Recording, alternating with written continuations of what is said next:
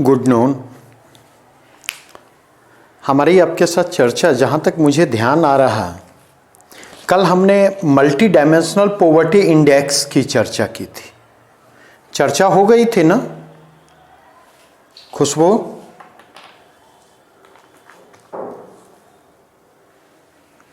Multi dimensional poverty index पर चर्चा हो चुकी थी, MPI.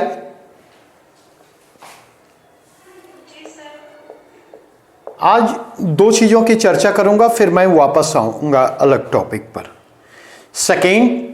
Second voluntary national review.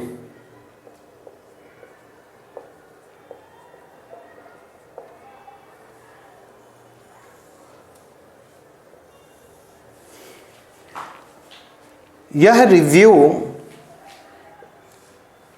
जुलाई 2020 में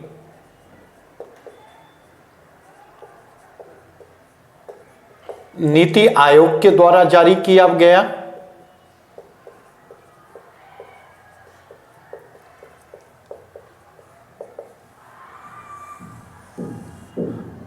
और इस रिव्यू के लिए नीति आयोग ने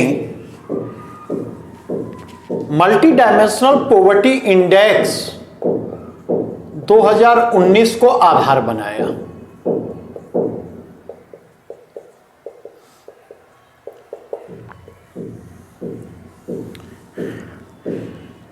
अगर इस रिव्यू के कंटेक्स्ट में बात करें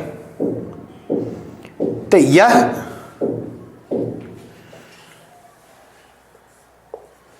सतत विकास का जो एजेंडा है, सतत विकास के परिप्रेक्ष्य में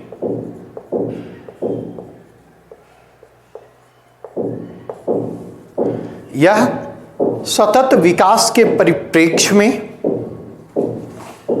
किसी भी देश के परफॉर्मेंस का मूल्यांकन करता है।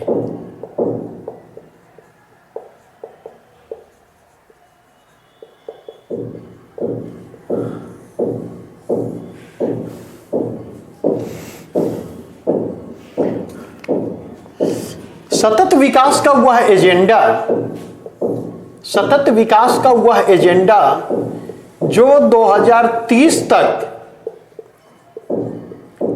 शून्य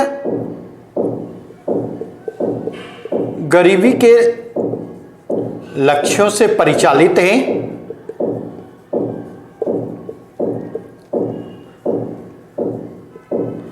जिसका पर्पस दुनिया को एक्सट्रीम पॉवर्टी,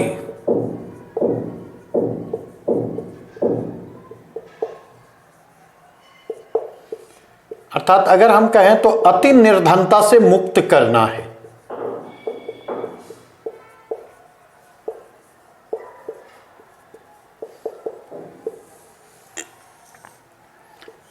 और अति निर्धनता को जो परिभाषित किया है गया है विश्व बैंक के द्वारा,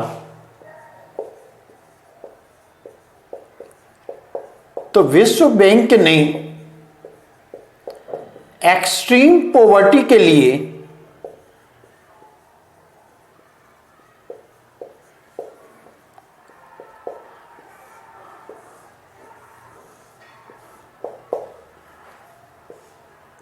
$1.9 प्रति व्यक्ति प्रतिदिन से कम की आय को आधार बनाया। अर्थात अगर किसी व्यक्ति की प्रतिदिन की आय $1.9 से कम है तो उस व्यक्ति को अति निर्धन माना जाएगा। और अगर इसके कंटेक्स्ट में मैं कहूं तो यह जो सेकेंड वॉलंटरी रिव्यू कहती है, एक पहलू जिस पर हमारी आपके साथ चर्चा हो चुकी है, यह जो है देशों के द्वारा स्वैच्छिक रूप से तैयार किया जाता है।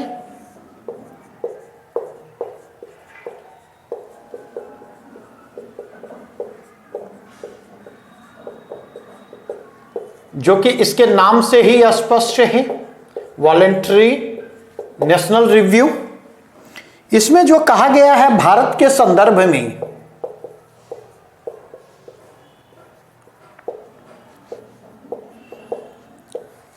तो भारत के संदर्भ में जो है गरीबी उन्मूलन के संदर्भ में भारत के बेहतर परफॉर्मेंस की चर्चा की गई है।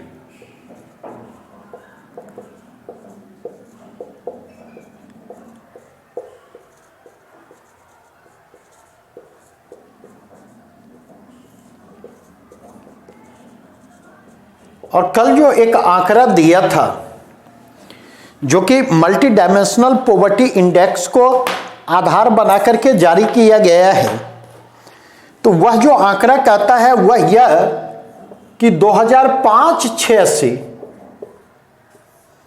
2015-16 के बीच बीपीएल पॉपुलेशन में 271 मिलियन की कमी है।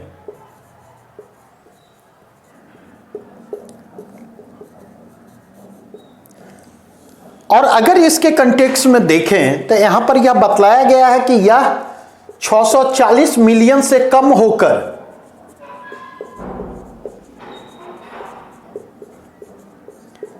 369.55 मिलियन रह गया है।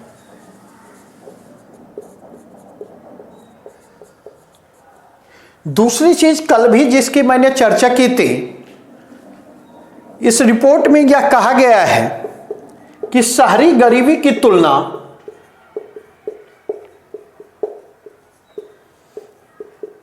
ग्रामीण गरीबी में तेजी से कमी आई है।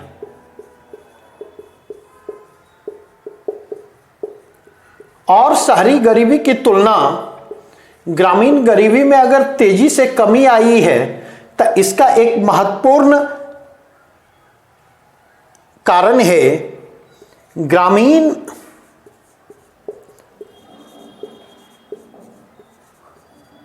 अर्थव्यवस्था की ओर उन्मुख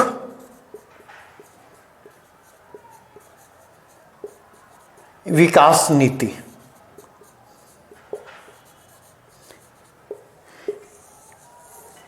यह ट्रेंड मैंने पहले भी कहा था कि यह ट्रेंड जो है अगर आप देखें तो यह ट्रेंड परिवर्तित तो हो चुका है 2015-16 के बाद।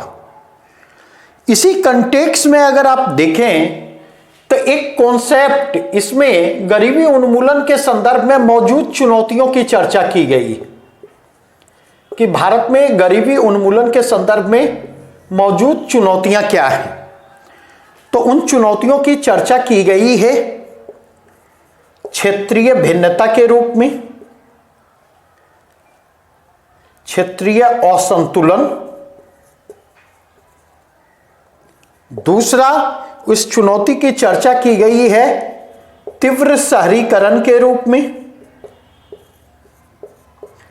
इस तीव्र शहरीकरण के कारण रहन सहन की लागत देखें,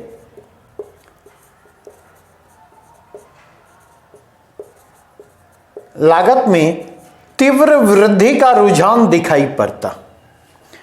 तीसरा कारण यहां पर बतलाया गया है वह है ह्यूमन रिसोर्स डेवलपमेंट के संदर्भ में चुनौती की चर्चा की गई है और कहा गया कि ह्यूमन रिसोर्स डेवलपमेंट के मोर्चे पर कौशल विकास और प्रशिक्षण जो है, कौशल विकास एवं प्रशिक्षण, यह महत्वपूर्ण होने जा रहा। और चौथी महत्वपूर्ण चुनौती के रूप में जो टर्म यूज किया गया है वह है गरीबी का महिलाकरण।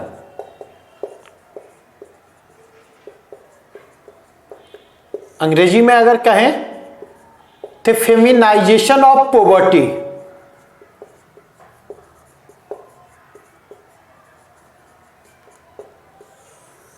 अब आपके मन में यह प्रश्न उठ रहा होगा कि गरीबी का महिलाकरण क्या है, और गरीबी का महिलाकरण यह जो फेनोमेनन दिखाई पड़ता है स्पेशली ग्रामीण क्षेत्रों में।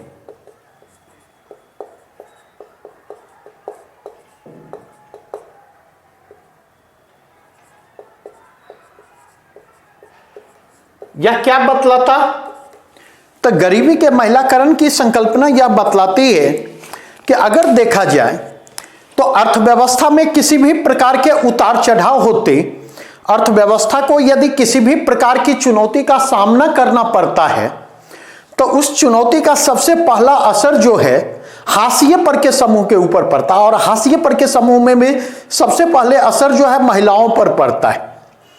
अगर किसी भी प्रकार की आकस्मिकता की स्थिति आपको दिखाई पड़ती तो उस आकस्मिकता की स्थिति में, चाहे वो आर्थिक संकट हो, चाहे वो प्राकृतिक आपदाएं हो, चाहे वो क्लाइमेटिक चेंजेस के कारण जो चुनौतियां उत्पन्न हो रही हैं ग्रोथ एंड डेवलपमेंट के कंटेक्स्ट में, तो कहीं ना कहीं इसका एडवर्स इंपैक्ट सबसे पहले महिलाओं को जूझना पड़ता। और चूंकि इसका सबसे पहले एडवर्स इंपैक्ट महिलाओं पर पड़ता है, इसलिए आप देखेंगे कि महिलाओं के संदर्भ में अगर देखा जाए तो गरीबी की स्थिति जो है वह खतरनाक है। आप अगर देखें एक सामान्य से संदर्भ के जरिए समझ सकते हैं। खाद्य और पोषण सुरक्षा के संदर्भ में अपने घर में जाकर के देखें, महिलाओं और पुरुषों की थाली में जो फर्क आपको दिखाई पड़ता, पुरुषों के पहले खाने की जो परिपाटी है और महिलाओं के बाद में खाने की जो पारंपरिक परिपाटी है, पारंपरिक भारतीय समाज में, पारंपरिक भारतीय परिवार में, उस स्थिति में अगर आप देखें घर में अगर खाना किसी भी प्रकार से घटता है तो वह महिलाओं के हिस्से से कटता है। महिलाओं को अपना पेट काटकर उसकी पूर्ति करनी पड़ती। ठीक उसी प्रकार अगर आप देखें वुमेन हेल्थ जो है घर में लेस्ट प्रायोरिटी का मसला होता है। इसी प्रकार देखें पब्लिक यूटिलिटी सर्विसेज जो होती, सार्वजनिक सेवाओं तक पहुंच जो होती, या फिर प्रॉपर्टी के ओनरशिप के कंटेक्स्ट को देखें, संसाधनों तक पहुंच के संदर्भों को देखें, तो पुरुषों की तुलना में महिलाओं की इन तमाम सुविधाओं, इन तमाम संसाधनों, खाद्य और पोषण सुरक्षा, स्वास्थ्य सुरक्षा तक जो पहुंच होती है वह अपेक्षाकृत सीमित होती है, और इसलिए इसका एडवर्स इंपैक्ट महिलाओं पर सबसे पहले पड़ता है। इतनी बातें स्पष्ट हुई।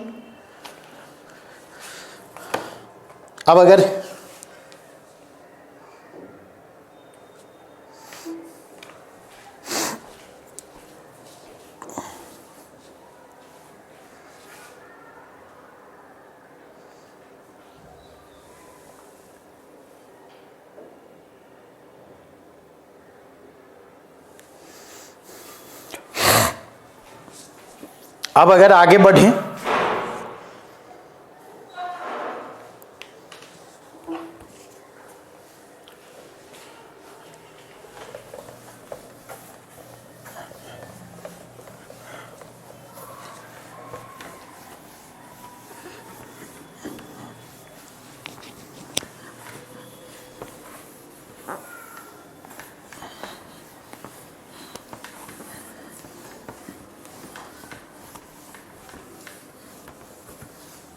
इसी के कंटेक्स्ट में जब हम इकोनॉमिक डेवलपमेंट, ह्यूमन डेवलपमेंट की हम चर्चा कर रहे, तो इसी के कंटेक्स्ट में मैं आपके साथ डिस्कस करना चाहूँगा किसको, तो इसी के कंटेक्स्ट में मैं आपके साथ डिस्कस करना चाहूँगा NFHS की रिपोर्ट को।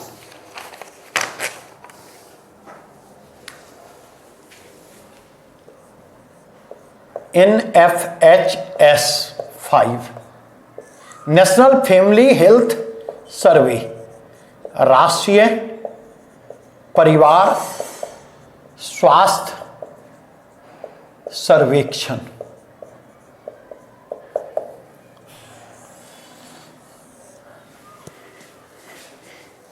NFH5S जो है, अगर आप देखें तो यह जारी किया गया कब, ये आप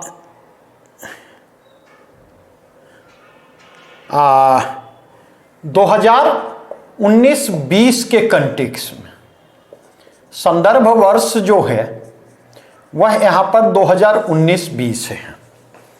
यहाँ पर ध्यान रखेंगे NFHS 4 की जो रिपोर्ट जारी की गई थी 2015-16 के संदर्भ में, और इसके कंटेक्स्ट में जो महत्वपूर्ण आपके लिए है, यह रिपोर्ट जो जारी की जाती है स्वास्थ्य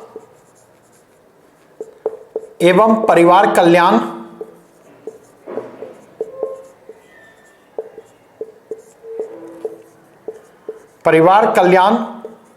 मंत्रालय के द्वारा और अंतर्राष्ट्रीय जनसंख्या विज्ञान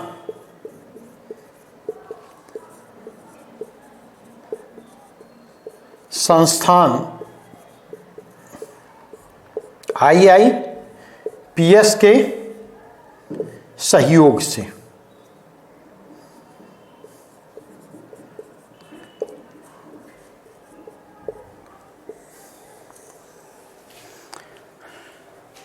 अगर इसके कंटेक्स्ट में देखें तो यह 4 कारकों के संदर्भ में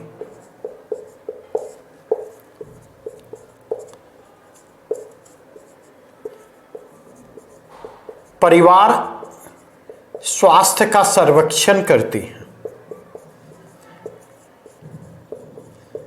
और ये 4 कारक क्या हैं?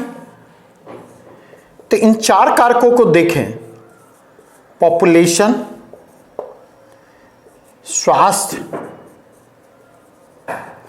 पोषण और परिवार नियोजन।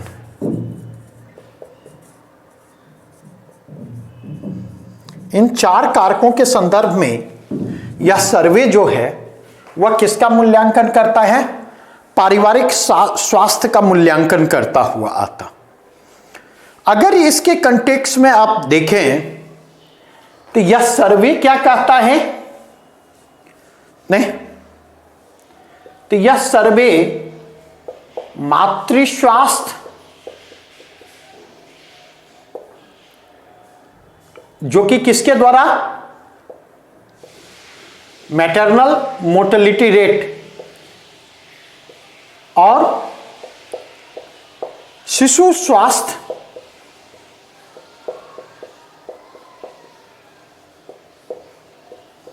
में सुधार का संकेत देता है।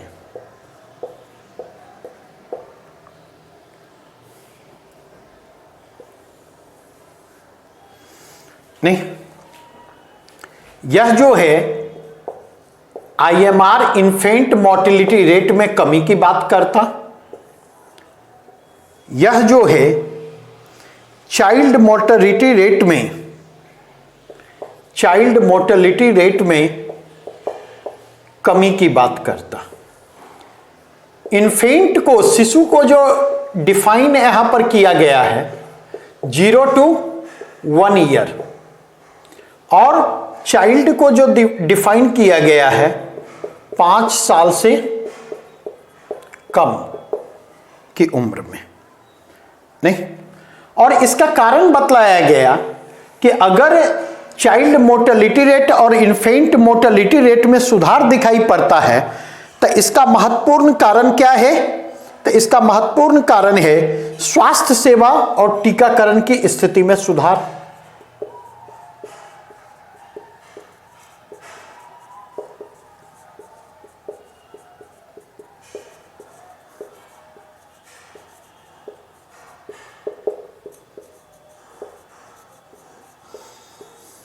स्वास्थ्य सेवा और टीकाकरण की स्थिति में सुधार दिखाई पड़ता।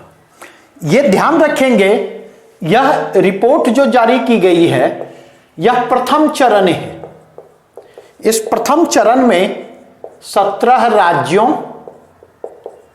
और 5 केंद्र शासित प्रदेशों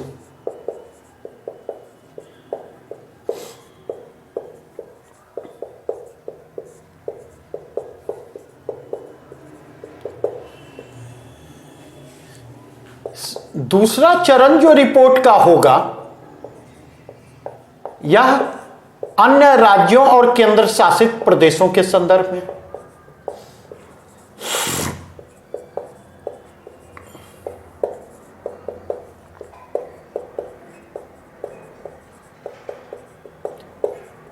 यहां पर यह चीज भी ध्यान में रखेंगे, इस दूसरे चरण के रिपोर्ट को कोविड के कारण, कोविड क्राइसिस के कारण जो है दूसरे चरण की जो रिपोर्ट थी, दूसरे चरण की रिपोर्ट को अवॉइड किया गया, रोक दिया गया। अब फिर अगर देखें तो दूसरे चरण का सर्वेक्षण जो है वह शुरू हो चुका है। इसमें जो एक महत्वपूर्ण चीजें कही गई हैं, मतलब गंभीर चिंता का विषय जो इस रिपोर्ट में है वह क्या है? गंभीर चिंता का विषय जो है वह विषय है बच्चों में मोटापे की समस्या का गंभीर होते चला जाना। बच्चों में मोटापे की समस्या का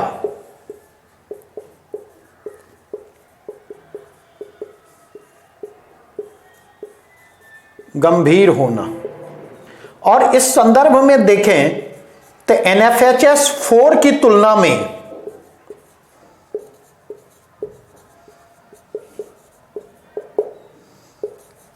स्थिति का बिगड़ना,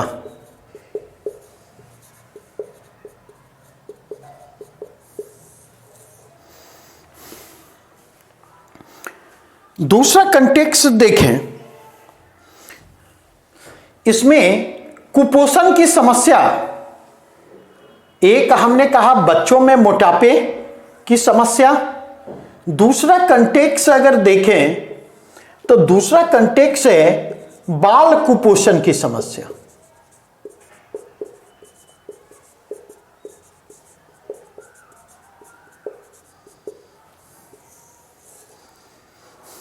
बाल कुपोषण की समस्या भी जो है गंभीर होती चली गई, अर्थात 5 साल से कम उम्र के बच्चों में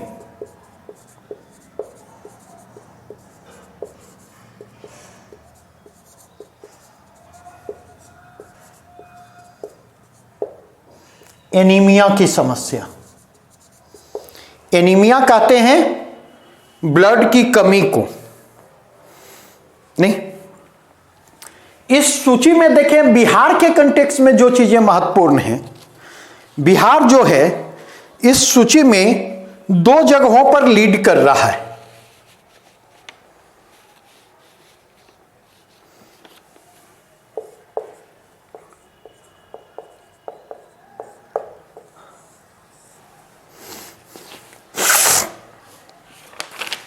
किन किन संदर्भों में बिहार जो है वह लीड करता आपको दिखाई पड़ रहा है? तो आप देखें अल्प वजन की जो समस्या है,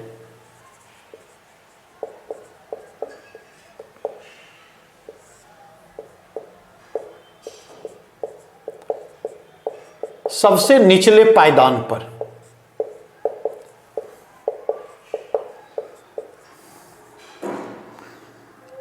और दूसरा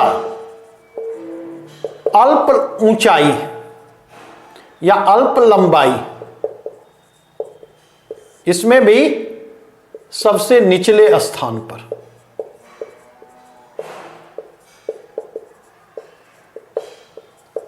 मतलब चाइल्ड वेस्टिंग और चाइल्ड स्टंटिंग ये दोनों मसले हैं जहां पर बिहार की स्थिति जो है इन 17 राज्यों और 5 केंद्र शासित प्रदेशों में सबसे खराब स्थिति दिखाई पड़ती है। अब अगर इसके कंटेक्स्ट में देखें तो अगला जो डायमेंशन दिखाई पड़ता है, महिलाओं के कंटेक्स्ट में अगर आप देखें तो कुछ सकारात्मक स्थिति भी दिखाई पड़ती है, कुछ नकारात्मक स्थिति भी बिहार में दिखाई पड़ती है। जैसे फिनेंशियल इंक्लूजन के मसले में, इसको मैं ये कर देता फिर आगे बढ़ता।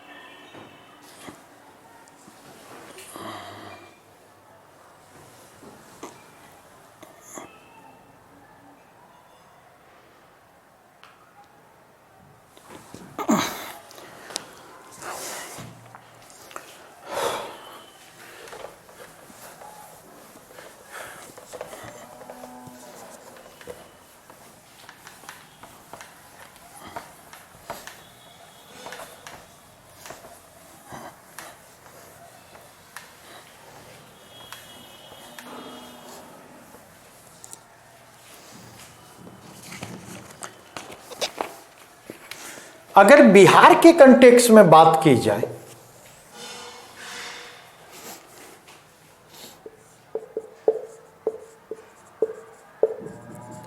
महिलाओं का संदर्भ बिहार,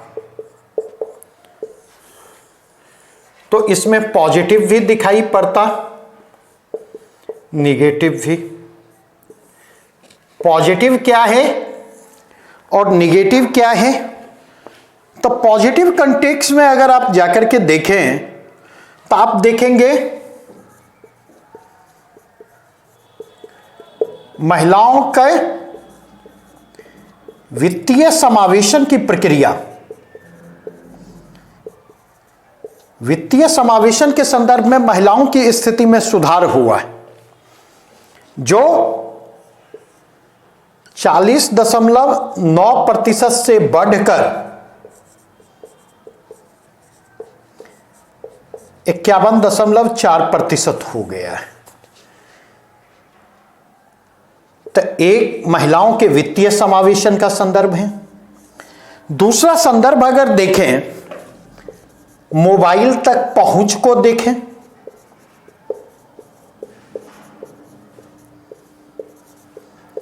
तो बिहार के महिलाओं की मोबाइल तक पहुंच भी बढ़ी है, और यह पहुंच जो है वह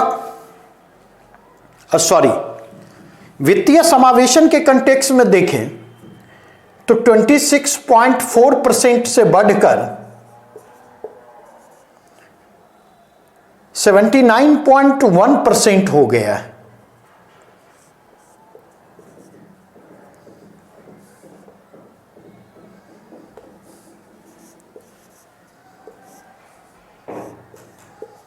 जबकि मोबाइल तक पहुंच के कंटेक्स्ट में अगर आप देखें तो यह जो है 40.9% से बढ़कर 51.4% हो गया है। अर्थात मोबाइल तक इनकी पहुंच भी बढ़ी है। तीसरा कंटेक्स्ट अगर आप देखें तो महिला साक्षरता के कंटेक्स्ट में भी देखेंगे स्थिति में सुधार हुआ।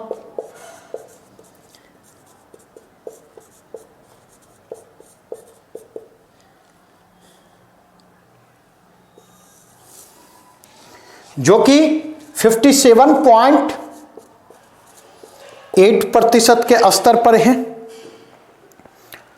अगर इसके कंटेक्स्ट में जाकर के देखें, इंटरनेट के इस्तेमाल के कंटेक्स्ट में भी देखें, मतलब इंटरनेट तक पहुंच को देखें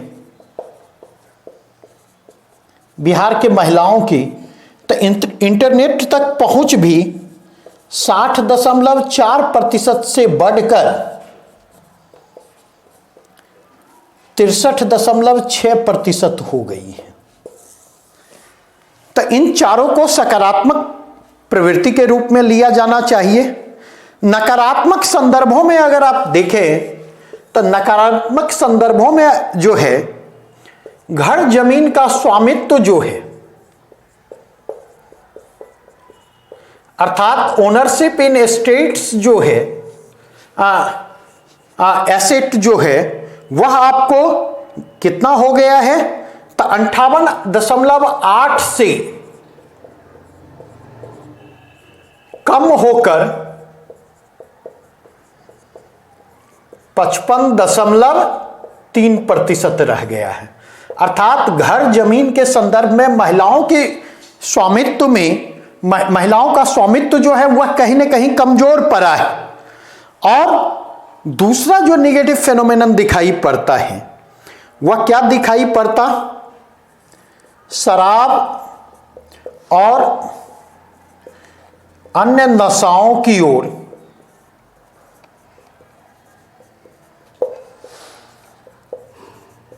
बिहार की महिलाओं का बढ़ता रुझान।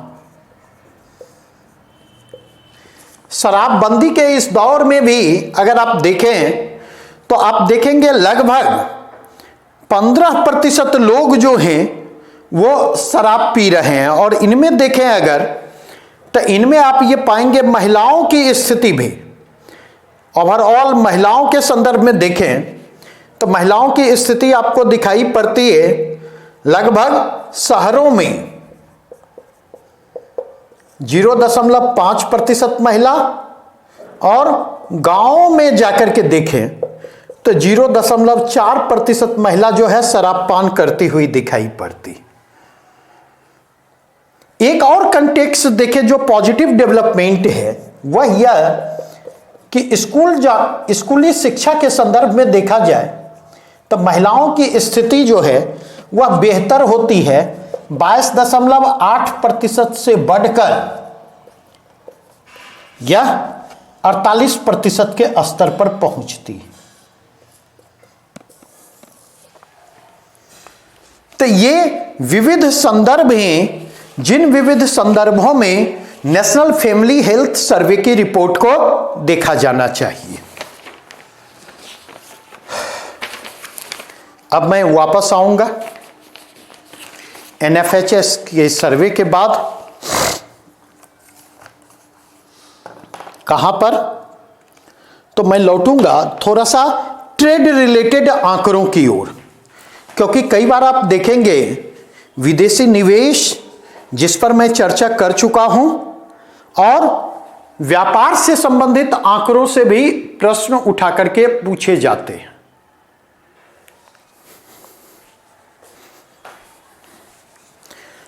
तो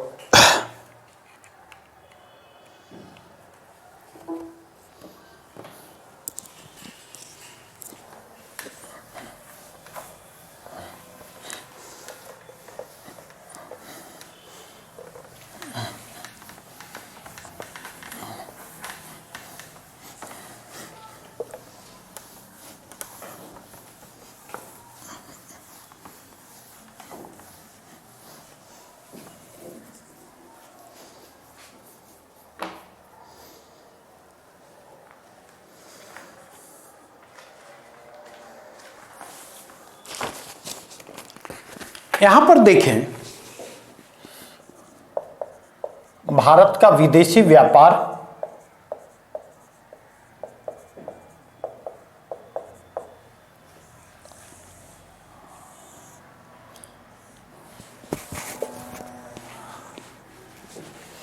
हमें देखना है।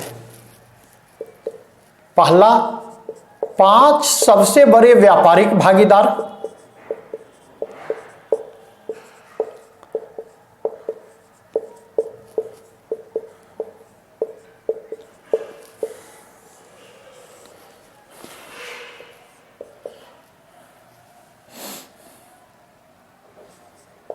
भारतीय निर्यात की दिशा,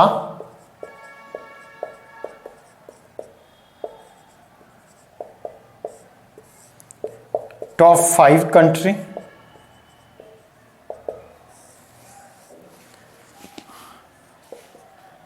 भारतीय आयात के स्रोत,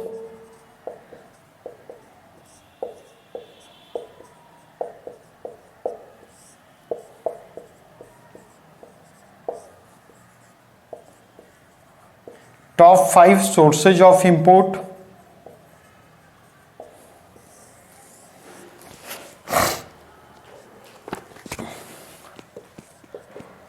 आयात के 5 प्रमुख मद,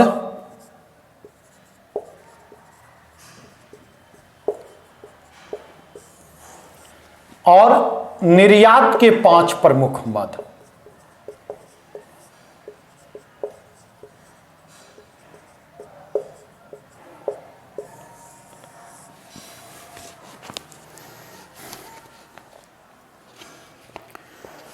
अगर हम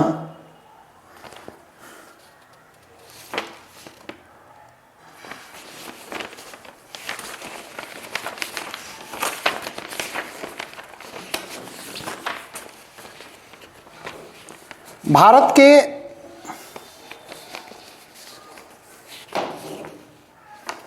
सबसे बड़े ट्रेडिंग पार्टनर की बात करें तो पहले नंबर पर यूएसए है, यूनाइटेड स्टेट्स ऑफ अमेरिका है, और ये हमारा रेफरेंस पीरियड जो है, रेफरेंस पीरियड है 2019। यूनाइटेड अरब अमेरिका जो कि करीब करीब अगर मैं कहूं भारत के साथ अमेरिका का जो द्विपक्षीय व्यापार है 88.75 बिलियन है, और यह भारत के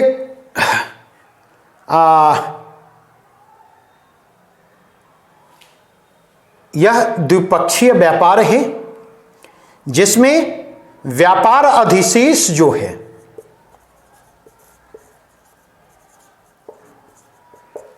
भारत के पक्ष में है।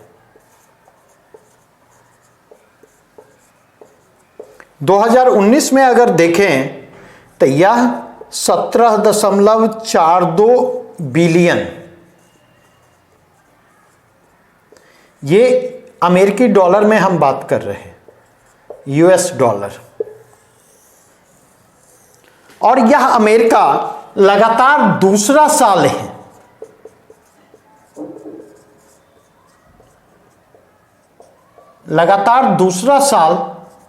जब यह सबसे बड़ा व्यापारिक भागीदार रहा है।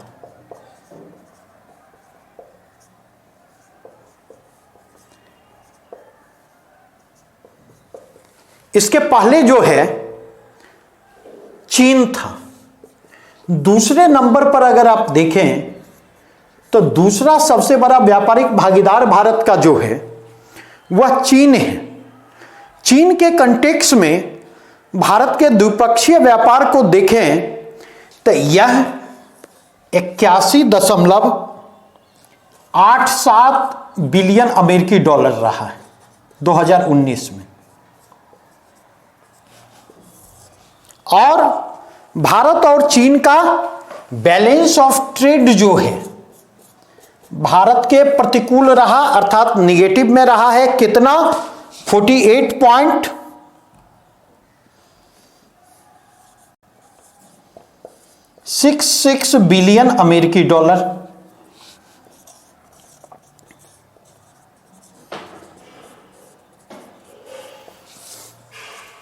यह चीन जो है 2017-18 तक भारत का सबसे बड़ा व्यापारिक भागीदार था।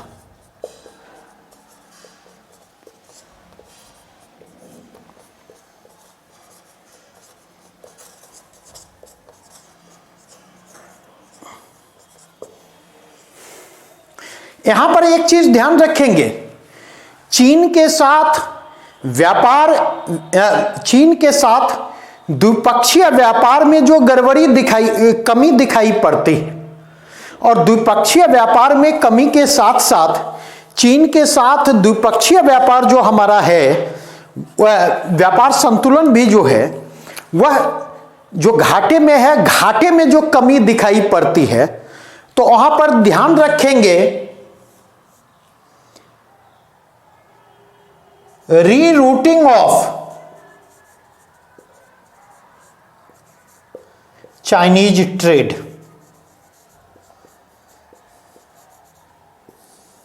इसका कारण जो है, वास्तव में अगर आप देखें तो चीन के साथ द्विपक्षीय व्यापार में कमी नहीं आ रही।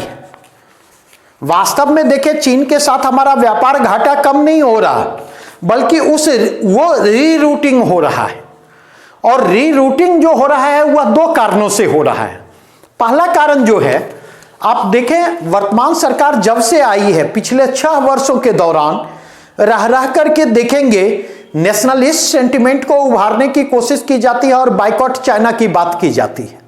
हर दीपावली में बाइकॉट चाइना की बात की जाती है। और पिछले 6 महीने के दौरान अगर आप देखें तो जिस तरीके से गलवान वैली में संघर्ष की परिस्थितियां निर्मित हुई हैं, उसके बाद देखें बाइकॉट चाइना का अभियान जोर पकड़ा है। तो एक यह रीजन है।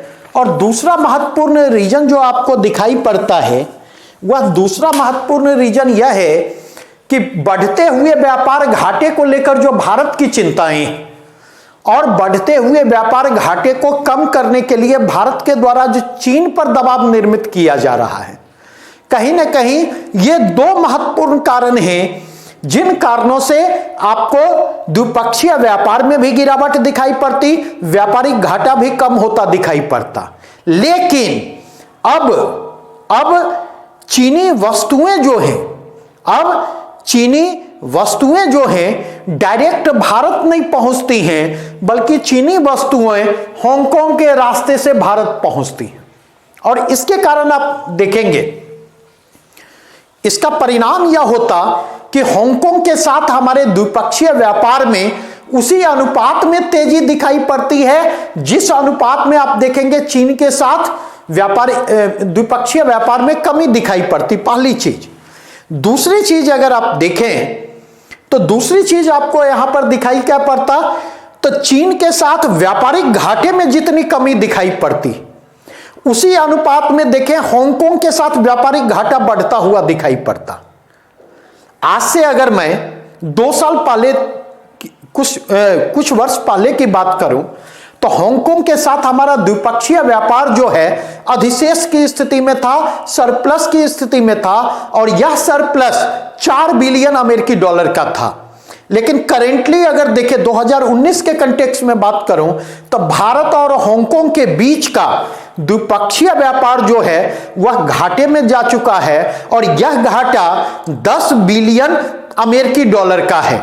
इसका मतलब यह हुआ कि चीन के साथ जो हमारा व्यापार घाटा था, वह व्यापार घाटा अगर 18-19 के कंटेक्स्ट में अब आप बात करेंगे, 2019 के कंटेक्स्ट में आप बात करेंगे तो यह व्यापार घाटा जो 53 पर था, जो कि 17-18 में किस स्तर पर था, 17-18 में देखेंगे 58 बिलियन अमेरिकी डॉलर के स्तर पर था, वह घट करके जो 48 पर आया है। ये जो करीब 10 बिलियन की कमी यहां पर दिखाई पड़ती, वहीं आप देखें व्यापार संतुलन के पर्सपेक्टिव में 14 बिलियन का अंतर आपको दिखाई पड़ता है हांगकांग के साथ द्विपक्षीय व्यापार में। तो इसलिए मैंने कहा रीरूटिंग ऑफ चाइनीज ट्रेड मतलब वाया हांगकांग, यह इसका महत्वपूर्ण कारण है। अगर भारतीय निर्यात की दिशा की बात करें तो इसके कंटेक्स्ट में पहले नंबर पर अमेरिका है, जिसके साथ हमारा निर्यात जो है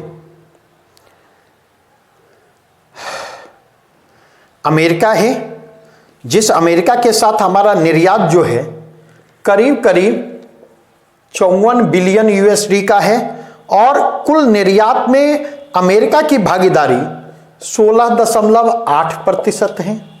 दूसरे नंबर पर अगर आप देखें तो यूनाइटेड अरब अमीरात से है। यूनाइटेड अरब अमीरात के साथ हमारा 29.7 बिलियन का निर्यात है, और कुल निर्यात भारतीय निर्यात में इसकी भागीदारी 9.2% है। तीसरे नंबर पर चाइना है, जिसके साथ हमारा कुल निर्यात 17 बिलियन यूएसडी है, और भारतीय निर्यात में चीन की कुल भागीदारी जो आपको दिखाई पड़ती है वह 5.3% दिखाई पड़ती। चौथे नंबर पर देखें तो चौथे नंबर पर आपको हांगकांग है, और हांगकांग के कंटेक्स्ट में देखें तो भारतीय निर्यात जो है वह 11.56 बिलियन यूएसडी का है, और यह जो है 3.5% के स्तर पर है। और पांचवें नंबर पर सिंगापुर है। सिंगापुर के कंटेक्स्ट में देखें तो 10.7 बिलियन यूएसडी का सिंगापुर को निर्यात है, और यह 3.3%। अर्थात अगर इसके कंटेक्स्ट में देखें तो अमेरिका, यूनाइटेड अरब अमीरात, चीन, हांगकांग और सिंगापुर भारतीय निर्यात के 5 प्रमुख गंतव्य हैं। अगर आयात के स्रोतों की बात करें तो नंबर 1 पर चीन है, जहां से करीब 13.7% का आयात होता, कुल आयात का 13.7% है। अमेरिका है, जिसकी भारतीय आयात में कुल भागीदारी 6.88% है। तीसरे नंबर पर यूनाइटेड अरब अमीरात से है, और अगर यूनाइटेड अरब अमीरात के कंटेक्स्ट में आप जाकर के देखें तो यह भारतीय निर्यात में कुल 5.8% कंट्रीब्यूट करता है। चौथे नंबर, तो स्वाभाविक तौर पर तीसरा सबसे बड़ा व्यापारिक भागीदार कौन हो जाएगा? यूनाइटेड अरब अमीरात हो जाएगा। चौथे नंबर पर अगर आप देखें तो वह आपको सऊदी अरब है। सऊदी अरब से भारतीय आयात का 5.55% आता है और 5वें नंबर पर इराक पहुंच चुका है। चूंकि ईरान के साथ, ईरान पर जो अमेरिकी प्रतिबंध आरोपित किए गए और अमेरिकी प्रतिबंधों के आरोपित किए जाने के कारण ईरान से जो भारत का तेल आयात रोकना पड़ा, रोकना ही पड़ा लगभग, तो उसके लिए हमने इराक से तेल आयात बढ़ाने की कोशिश की और इराक आज हमारा सबसे बड़ा, 5वां सबसे बड़ा ट्रेड ये आयातक देश बन चुका है। जहां तक आयात के 5 प्रमुख मदों की हम चर्चा करें, जहां हम आयात के 5 प्रमुख मदों की चर्चा करें तो पहले पर जो है कच्चा तेल है, पेट्रोलियम, ऑयल एंड लुब्रिकेंट्स। दूसरे पर सोना है। तीसरे नंबर पर कोयला है। चौथे नंबर पर डायमंड है, हीरा है। और 5वें नंबर पर पेट्रोलियम गैस है।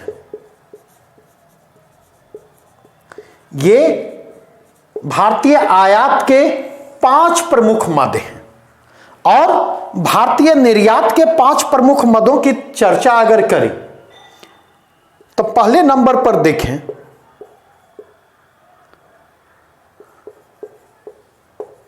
तेल सहित खनिज तेल है।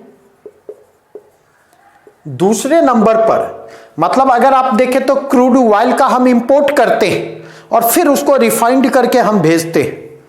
दूसरे नंबर पर देखें हीरे जवाहरात और कीमती पत्थर हैं।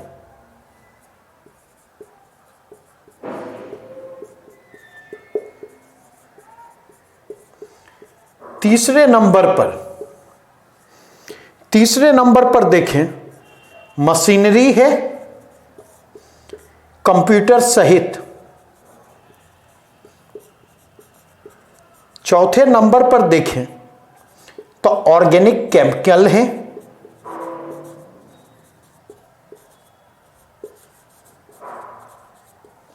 और 5वें नंबर पर अगर आप देखें तो 5वें नंबर पर वाहन है। तो ये जो हैं 5 डिफरेंट कंटेक्स्ट हैं जो प्रश्नों की दृष्टि से आपके लिए महत्वपूर्ण हो सकते हैं। अर्थात 5 प्रमुख आयात के 5 प्रमुख मद, निर्यात के 5 प्रमुख मद, 5 निर्यातक मतलब 5 जो हैं सबसे बड़े आयातक देश, 5 सबसे बड़े निर्यातक देश और 3 सबसे बड़े व्यापारिक भागीदार। तो यहां से भी प्रश्न पूछने की पूरी संभावना बनती है।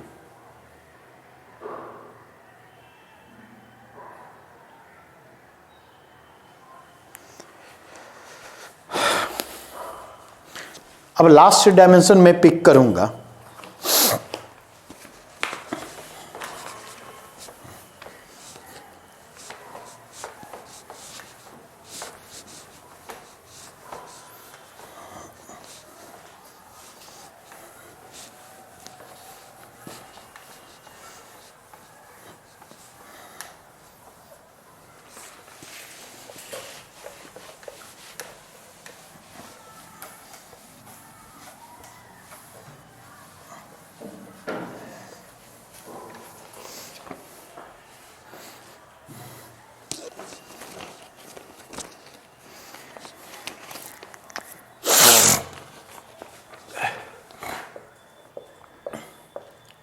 विदेशी निवेश से संबंधित, और विदेशी निवेश से संबंधित संदर्भ वर्ष हमारा है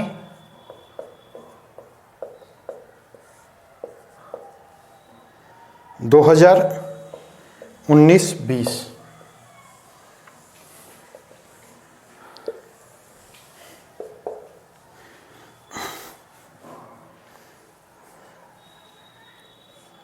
आ, 2020 इसको कर दें 2020, क्योंकि 2020 का आंकड़ा दिसंबर 2020 में जारी किया गया। इसके हिसाब से अगर देखें तो 5 सबसे बड़े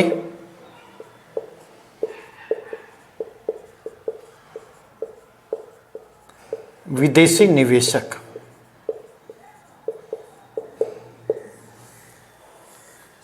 इनमें देखें पहले नंबर पर सिंगापुर है पिछले 2 वर्षों से।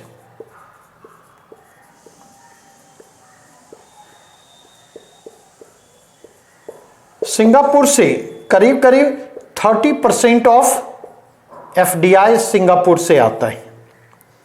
दूसरे नंबर पर देखें मॉरिशस है। तीसरे नंबर पर देखें तो नीदरलैंड है। चौथे नंबर पर देखें अमेरिका है। 5वें नंबर पर अगर देखें तो 5वें नंबर पर जापान है। ये टॉप 5 फॉरेन इन्वेस्टर कंट्री हैं। और यहां पर एक चीज ध्यान देंगे कि सिंगापुर और मॉरिशस इसके पहले 2 स्थान पर रहने के सबसे महत्वपूर्ण कारण क्या है? कारण है राउंड ट्रिपिंग।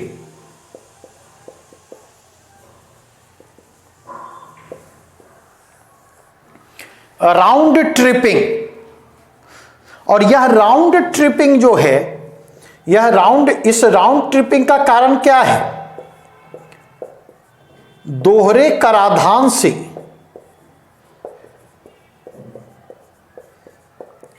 संरक्षण से संबंधित समझौता।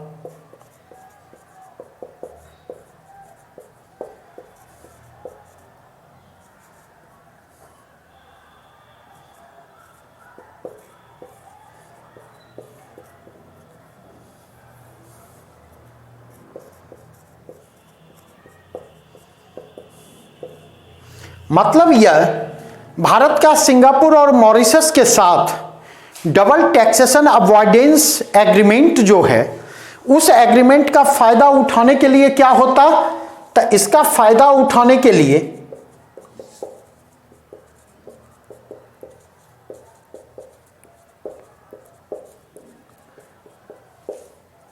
विदेशी निवेशक भी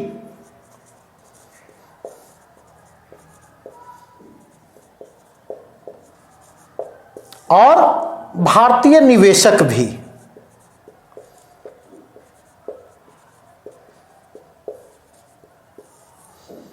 ये दोनों क्या करते हैं? ये दोनों सिंगापुर रूट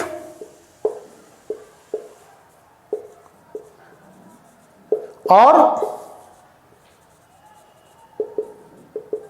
मॉरिशस रूट का इस्तेमाल करते।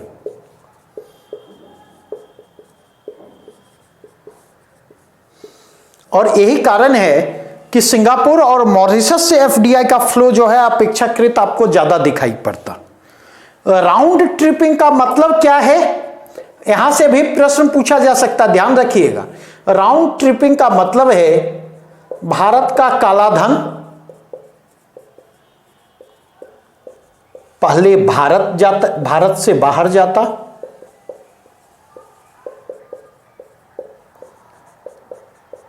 और फिर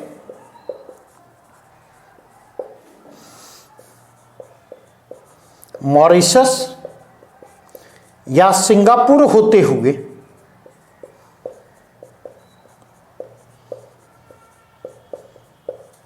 भारत में विदेशी निवेश के रूप में आता है।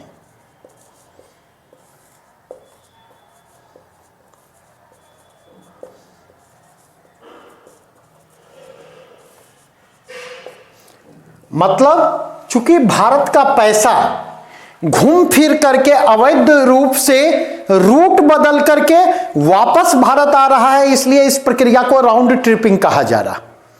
और इसलिए देखेंगे कि भारत सरकार राउंड ट्रिपिंग पर अंकुश तो लगाना चाहती है, लेकिन भारत सरकार अचानक से कोई ऐसा कदम नहीं उठाना चाहती है जिससे कि इन्वेस्टमेंट का, फॉरेन इन्वेस्टमेंट का फ्लो भारत की ओर बाधित हो, ताकि ये पैसा भारत में, क्योंकि सारी चीजों के बावजूद है या ब्लैक मनी, लेकिन कहीं ना कहीं उस ब्लैक मनी का प्रोडक्टिव इन्वेस्टमेंट हो रहा है भारत में, तो कम से कम यह रिसोर्सेज क्रंच की चुनौती को रिस्पॉन्ड करने में समर्थ है।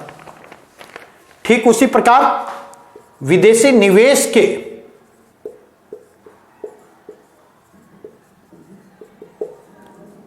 पांच प्रमुख क्षेत्र की बात करें,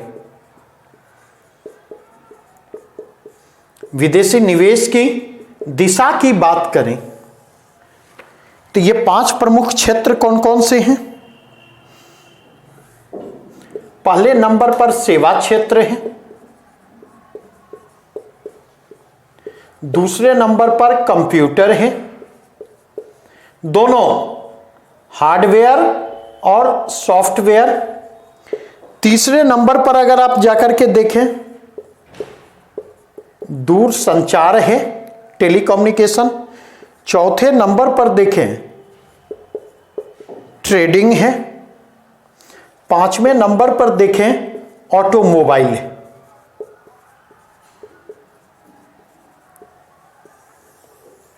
ये विदेशी निवेश के पांच प्रमुख क्षेत्र हैं।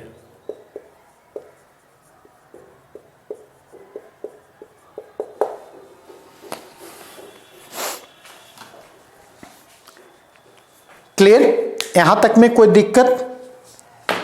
कुछ पूछना है? खुशबू?